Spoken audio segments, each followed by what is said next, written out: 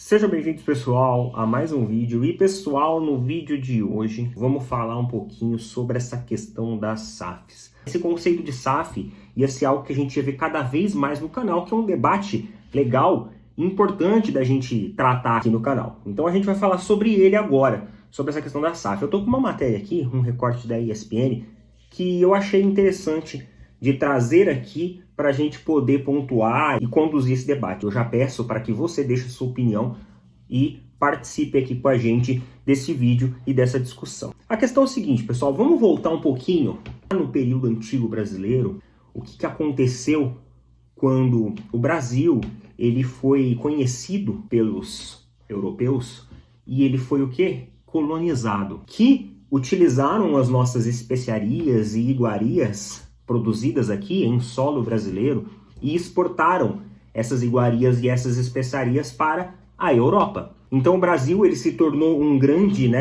mercado, digamos assim, de exploração, não para um desenvolvimento econômico em si da nossa infraestrutura e do nosso país, mas sim para fortalecer os alicerces de uma economia europeia que estava cada vez mais em ascensão. Então a gente teve como exemplos a cana-de-açúcar, nós tivemos o pau-brasil, um clássico aí, inclusive um grande símbolo do nosso país. Com isso nós nos tornamos o Brasil colônia, que a gente tem o período colonial, que foi justamente aquele período em que o nosso país ele foi explorado para que outras riquezas e outras potências conseguissem alavancar os seus ganhos e conseguissem alavancar as suas sociedades. Isso é basicamente um resumo bem por cima de tudo que aconteceu nessa época. E talvez você esteja falando assim, porra, caramba, que história doida, né? Por que você começou o vídeo falando isso? Porque eu acho que o modelo de SAF no Brasil, e esse recorte, ele traz um pouco disso, é justamente o que pode acontecer. Quando a gente olha para o modelo de SAF, é um modelo interessante? É um modelo interessante. Mas ele é um modelo como? Que vai fazer com que as equipes alavanquem os seus resultados, que vai fazer com que as equipes se globalizem, se tornem uma multicampeã, ou vai fazer com que as equipes ganhem um campeonato aqui, uma Copa ali, e faça com que valorize jogadores e esses jogadores sejam exportados para o mercado mais rico no meio disso, que é o mercado europeu. Para que justamente, com qual intenção a SAFs ela vem para o Brasil? Algumas pessoas falam assim, a SAF ela é inevitável, mas eu acho que em alguns aspectos ela pode ser sim evitável. A gente só precisa entender a dinâmica de cada clube e principalmente ter uma boa gestão. Então a matéria ela começa o seguinte, olha só como que ela começa. Só aposto em Flamengo e Palmeiras. Quem pode fugir da SAF e virar o Barcelona e Real Madrid, entre aspas, brasileiros? Começou com Cruzeiro, depois foi Botafogo, Vasco. A nova lei, nova entre aspas, já está há um tempinho aí já. A nova lei que permite aos clubes virarem empresa, criando uma sociedade anônima de futebol, pegou. Com tantos clubes brasileiros grandes quebrados, virou uma espécie de tábua da única salvação e gera uma euforia natural em torcedores de clubes que estão bem longe dos melhores tempos. Os valores investidos também estão em alta. Aí ele fala aqui sobre o valor investido no Vasco, o valor investido no Cruzeiro, e outros grandes clubes tratam o assunto com graus de interesse diferente. Grêmio e Inter ainda tratam o assunto com cuidado, mas já estudam o que pode fazer, assim como o próprio São Paulo. Um dos grandes em situação financeira mais delicada, o Santos, não terá outro caminho. O Fluminense, com menos pressa, também não terá outra alternativa. No Atlético Mineiro, até um dos mecenas que investe milhões no clube já admitiu que o destino do clube é virar uma SAF. Segundo o presidente do Corinthians, o Duílio, o clube não tem interesse em se transformar numa SAF. Eu aposto que isso vai mudar. Com uma dívida que passa do 1 bilhão, o clube só pode voltar a competir com o Atlético Mineiro, Palmeiras e Flamengo com uma mudança drástica na forma como é administrado. Quem resta então para copiar Barcelona e Real Madrid? Os gigantes espanhóis que recusaram a tendência europeia de se transformar os clubes em empresas e seguem sendo instituições em que seus milhares de sócios são seu dono.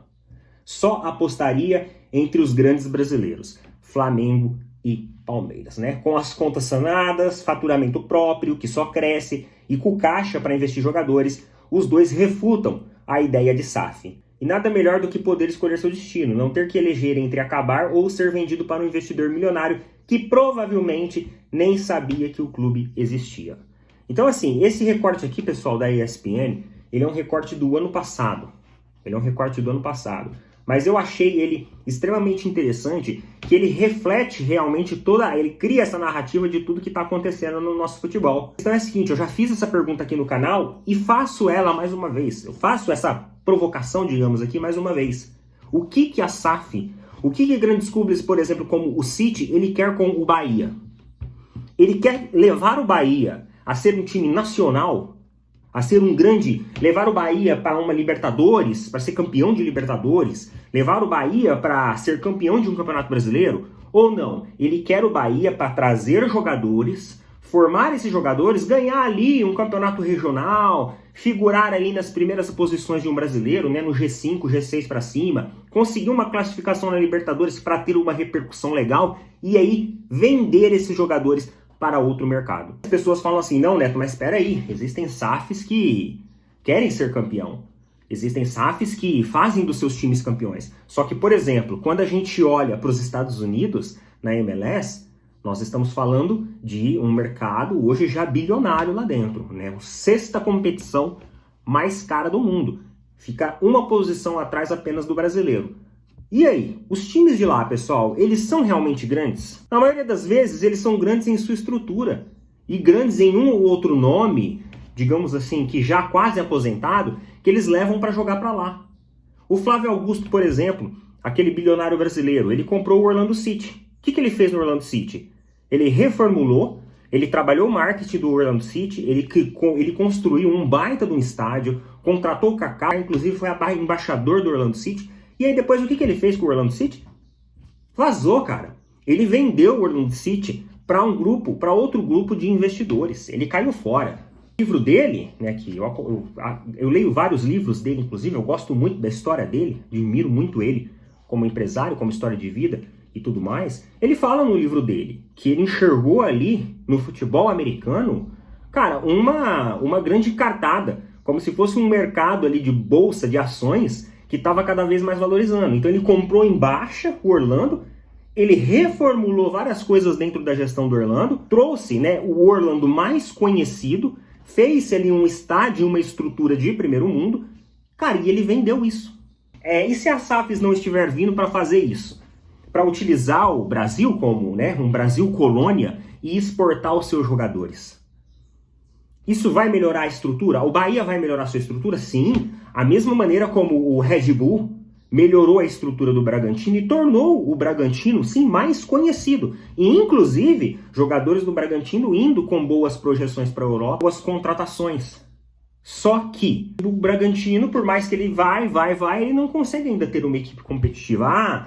Daqui a 5, 10 anos os caras vão ter. Tá, mas e se a intenção dos caras não é ter?